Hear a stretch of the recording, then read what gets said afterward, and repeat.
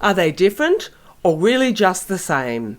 We went off-road with 3 pickups based on the same platform, and we put them through their paces to see what they could do and what they couldn't.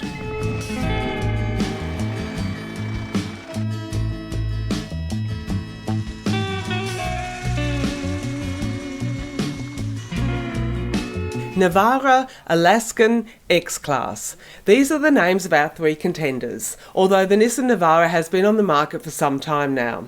Our test vehicle, like the other 2, is equipped with a 190 HP Euro 6 diesel engine made by the Japanese company. It's a pleasingly economic engine that was satisfied with less than 8 litres during the entire test.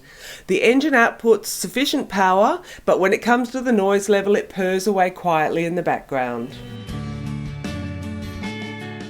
The 2 newer models are based on the Nissan platform. All 3 double cabs have switchable 4-wheel drive and an easy-to-operate 7-speed automatic transmission, which smooths the way through easy terrain.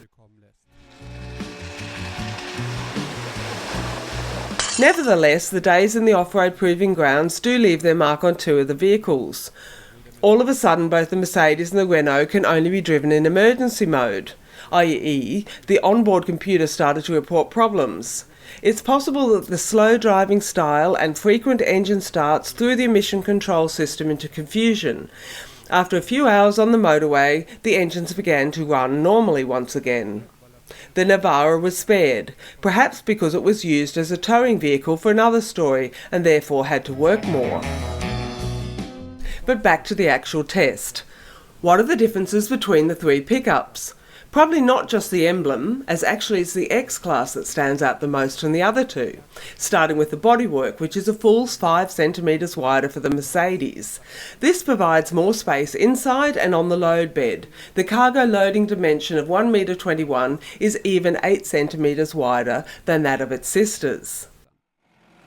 While the cockpit of the Renault and Nissan remains identical, but nevertheless is functional and good, the Mercedes impresses here with its own unique design.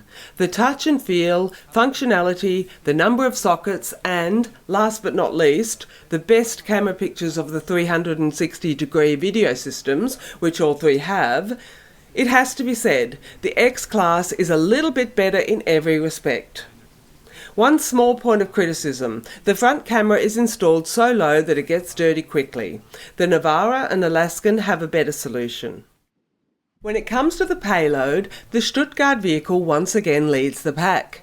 With 1,024 kilos, it has the capacity to carry 75 kilos more than its relatives, a detail that is not insignificant if you're thinking about using a slide-on truck camper in the future.